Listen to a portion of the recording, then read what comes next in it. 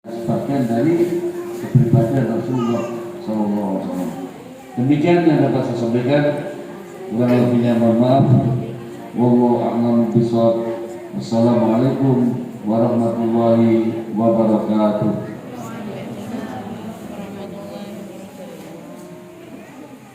Cara selanjutnya adalah pembacaan kisah Nabi yang akan disampaikan. Warahmatullahi wabarakatuh.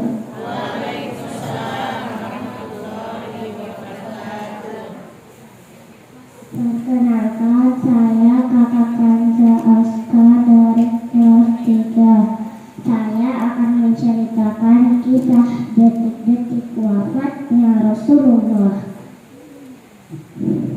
Setiap pertemuan pasti ada perpisahan.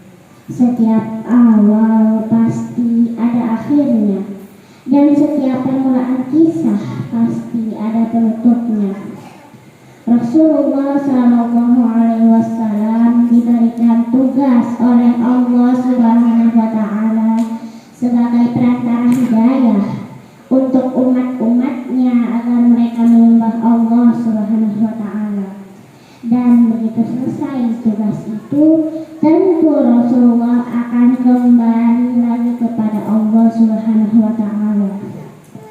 Dalam sebuah haji wada yang diikuti sekitar 100.000 bahkan lebih dari orang-orang Muslim, Rasulullah SAW bertanya kepada seluruh sahabatnya, "Kalau kalian kelak ditanya oleh Allah tentang aku, maka apa jawaban kalian?" Sahabat Nabi menjawab, "Wahai Rasul, engkau adalah orang yang telah memberikan risalah, amanah dan senantiasa menasihati kami." Maka Rasul katakan, "Wahai Allah, saksikan, wahai Allah, saksikan, wahai Allah, saksikan, wahai Allah." Begitu kata Rasulullah. Tahun terus berganti di tanggal atau di tahun 11 Hijriah. Rasulullah Shallallahu Alaihi Wasallam menderita sakit panas. Sakit akibat diracuni oleh seorang wanita Yahudi di tahun 7 Hijriah saat perang Khaybar. Seorang wanita tersebut menaburkan racun di daging yang dimakan oleh Rasulullah, dan dampak dari racun tersebut mulai terasa di tahun 11 Hijriah. Rasulullah Shallallahu Alaihi Wasallam dalam keadaan sakit kemudian pergi ke pemakaman Baqi dan mendoakan seluruh para syuhada yang berada di Baqi. Rasul katakan, "Sesungguhnya kami, sesungguhnya aku pun akan menyusul kalian." Rasulullah Shallallahu Alaihi Wasallam meminta izin kepada istri-istrinya untuk beristirahat di rumah Aisyah, istri yang sangat dicintai oleh Rasulullah Shallallahu Alaihi Wasallam. Dalam keadaan sakit, Rasul dipapah oleh Radal bin Abbas dan Ali bin Abi Thalib untuk datang ke masjid, untuk datang ke mimbar dan berkhutbah kepada seluruh sahabat-sahabatnya. Rasul katakan, "Tidak ada yang aku khawatirkan dengan kalian kecuali pada saat dunia ini dibentangkan oleh kalian dan kalian berlomba-lomba untuk mengejarnya, dan dunia itulah yang akan membinasakan kalian," kata Rasulullah. Rasul melanjutkan lagi, "Seorang hamba Allah diberi pilihan oleh Allah untuk terus berada di muka bumi ini atau kembali kepada Allah dan menatap wajah Allah, dan hamba tersebut memilih untuk kembali kepada Allah Subhanahu Wa Taala." Abu Bakar yang mendengar hal tersebut kemudian terseduh-seduh dan menangis, bersimbah air mata, dan ia mengatakan, "Wahai Rasulullah, aku, orang tuaku, ayahku, ibuku, jiwaku, hartaku menjadi tebusan untukmu, wahai Rasulullah." Rasul berusaha menenangkan Abu Bakar dan Rasul katakan, "Tenang Abu Bakar, dan tetaplah berada di tempatmu, wahai Abu Bakar." Seluruh sahabat merasa heran dari kata-kata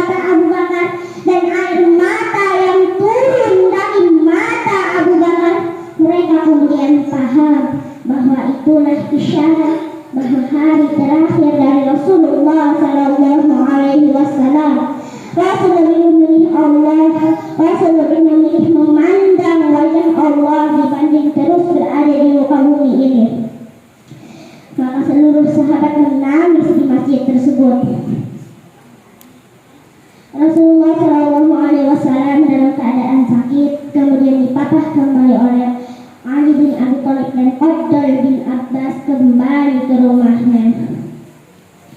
Dan pada saat itu Rasulullah berada di pangkuan di dadanya Aisyah, istri yang sangat dicintai oleh Rasulullah Shallallahu Alaihi Wasallam.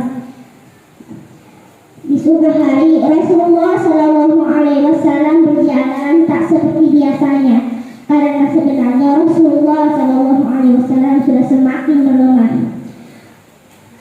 Pada saat itu Rasul membuka tirai di depan pintu rumah Aisyah yang langsung berhadapan dengan para sahabat yang sedang melaksanakan sholat subuh dipimpin oleh Abu Bakar. Hampir nyaris saja seluruh sahabat membatalkan sholat tersebut karena menurut mereka, lihat, Rasul sudah sembuh, Rasul sudah sedar, Rasul sudah bisa kembali menjadi imam sholat kita, menjadikan pemimpin kita. Hampir nyaris saja seluruh sahabat membatalkan sholat tersebut, namun Rasul memberi isyarat agar tetap melanjutkan sholat itu. Pada suatu hari Fatimah datang ke rumah Aisyah dan Fatimah biasanya disambut oleh Rasul. Rasul berdiri biasanya, Rasul mencium Aisyah, Fatimah biasanya. Namun apa yang terjadi pada saat itu? Rasulullah Shallallahu Alaihi Wasallam dalam keadaan sakit dan tidak sanggup untuk menyambut kedatangan Fatimah, maka Fatimah pun memandang ayahnya. Wahai ayah, betapa berat penderitaanmu, wahai ayah. Betapa luar biasanya kesakitanmu, wahai ayah. Apa kata Rasulullah? Inilah hari terakhir di mana aku merasakan penderitaan, wahai Fatimah. Setelah hari ini, aku tidak akan pernah lagi merasakan penderitaan ini. Rasulullah Shallallahu Alaihi Wasallam membisikkan sesuatu di telinganya Fatimah, dan Fatimah pun berlari dan menangis sejadi-jadinya. Dan Rasul mengatakan, kembali Fatimah. Rasul kembali membisikkan kalimat-kalimat kepada Fatimah, dan Fatimah pun kembali tertawa. Dan di kemudian hari ternyata orang-orang dan Aisyah bertanya tentang bisikan Rasul. Fatimah menjawab di bisikan pertama Rasul, mengatakan bahwa Rasul akan pergi meninggalkan kita semua. Itu yang membuat aku menangis. Dan di bisikan kedua Rasul mengatakan bahwa aku adalah orang yang paling pertama menyusul ayahku, Rasulullah Shallallahu Alaihi Wasallam. Matahari semakin meninggi dan Rasulullah Shallallahu Alaihi Wasallam semakin melemah. Pada suatu saat ada seseorang yang mengetuk pintu rumah Rasulullah Shallallahu Alaihi Wasallam, dan Fatimah membuka pintu rumah tersebut dan mengatakan, untuk apa kau datang kemari? Ayahku sedang sakit. Orang tersebut mengatakan, tidak, aku harus bertemu dengan ayahmu. Untuk apa kau datang kemari? Ayahku sedang sakit. Fatimah menutup pintu rumah tersebut dan Rasulullah Shallallahu Alaihi Wasallam memanggil Fatimah dan mengatakan, Fatimah, ialah malaikat maut. Fatimah, ialah yang memutuskan kebahagiaan sementara, wahai Fatimah. Ia yang akan bertemu denganku, wahai Fatimah. Inilah hari terakhirku, wahai Fatimah. Namun Fatimah tidak lagi mampu membendung air matanya. Ia paham bahwa ini adalah detik-detik wafatnya Rasulullah Shallallahu Alaihi Wasallam. Dalam keadaan lemah, malaikat maut menjumpai Rasulullah Shallallahu Alaihi Wasallam, dan Rasul bertanya, di mana malaikat Jibril? Malaikat Jibril pun datang menjumpai Rasulullah. Rasul bertanya, apa hakku di hadapan Allah Subhanahu wa Ta'ala, wahai malaikat Jibril? Malaikat Jibril menjawab bahwa Allah telah menantimu di surga, bahwa seluruh malaikat telah menantimu di pintu-pintu langit untuk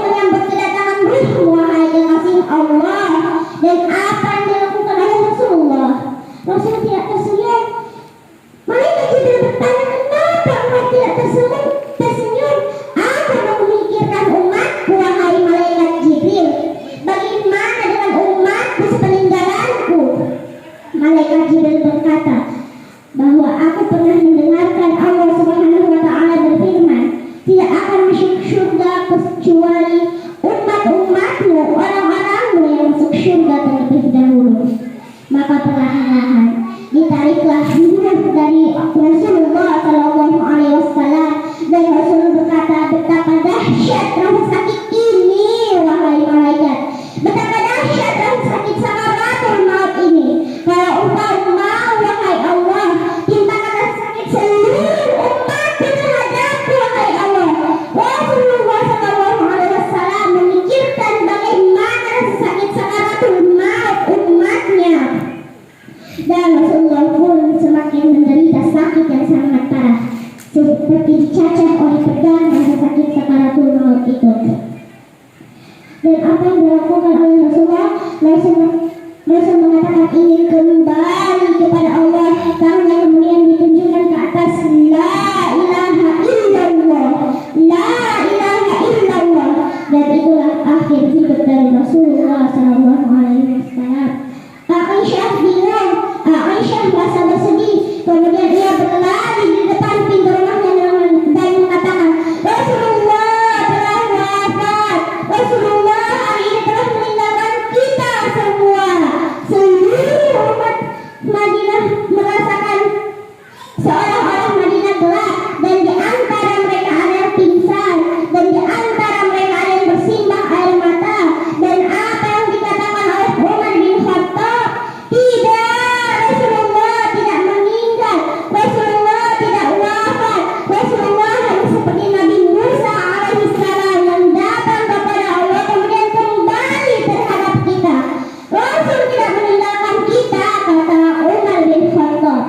Umar bin Khattab mengambil pedangnya dan mengatakan, siapapun yang mengatakan Rasulullah wafat, siapapun yang mengatakan Rasulullah mati, maka akan aku penggal kepalanya. Begitu kata Umar. Abu Bakar menenangkan Umar dan mengatakan, Umar, duduklah, tenanglah Umar, tenanglah Umar. Namun Umar tidak mau mendengarkan kata-kata dari Abu Bakar. Siapapun yang mengatakan Rasulullah mati, maka akan aku penggal kepalanya, kata Umar. Umar tidak mampu menahan air matanya. Umar, orang yang tegas ini, tidak mampu menahan air matanya. Dan Abu Bakar datang ke mimbar dan mengatakan, wahai manusia, ketika kalian menyembah Rasulullah, ketahuilah Rasulullah hanya manusia biasa yang mati. Tapi ketika kalian menyembah Allah, Allah hidup dan tidak akan pernah mati. Maka tertunduklah Umar, tersungkurlah Umar dan bersimbah air mata yang mengatakan, wahai Rasulullah, wahai Rasulullah. Umar baru paham bahwa itulah matinya Rasulullah SAW. Seluruh orang-orang yang berada di Madinah merasakan kedahsyatan rasa sedih yang luar biasa. Dan ketika Rasulullah SAW dikuburkan, Fatimah mengatakan kepada Anas bin Malik, tega engkau, wahai Anas bin Malik, engkau menguburkan Rasulullah, engkau menaburkan debu dan tanah di wajah suci Rasulullah. Tega engkau berlaku seperti itu, wahai Anas, kata Fatimah. Apa kata Anas? Kami terpaksa melakukannya, wahai Fatimah. Hari itu menjadi hari kesedihan yang luar biasa bagi seluruh penduduk Madinah. Hari itu menjadi hari luar biasa kesedihan yang tak tiada terbendung. Semua orang menangis pun Bilal bin Rabah yang tidak mampu membendung air matanya ketika memandangkan azan. Wafatnya Rasulullah SAW meninggalkan kepedihan di hati seluruh umat muslim, di hati seluruh orang-orang yang mencintainya. Bagaimanakah dengan kita? Rasulullah SAW pernah berujar kepada seluruh sahabatnya, wahai sahabat-sahabatku, aku merindukan perjumpaan dengan saudara-saudaraku. Siapa saudara-saudaramu Rasul? Kami ini saudara-saudaramu Rasul. Tidak, saudara-saudaraku bukan kalian, kalian sahabatku. Saudara-saudaraku adalah tetap beriman kepada aku padahal mereka tidak pernah melihatku. Aku merindukan perjumpaan dengan mereka. Bagaimanakah dengan kita ketika Rasulullah SAW mencintai dan merinduimu? Bagaimanakah dengan lisanmu? Apa senantiasa bersalawat kepada Rasulullah?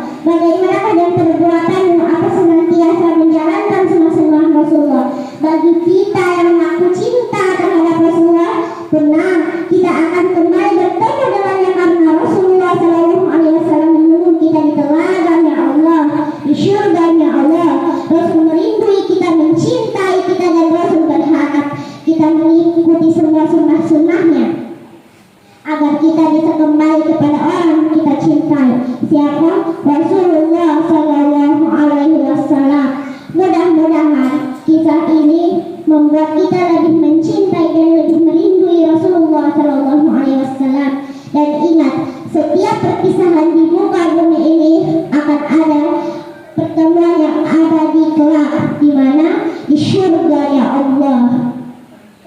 Mudah-mudahan kisah ini membuat kita, mudah-mudahan kisah ini berhikmah dan kita lebih menjalankan sunnah-sunnah Rasulullah. Wassalamualaikum warahmatullahi wabarakatuh.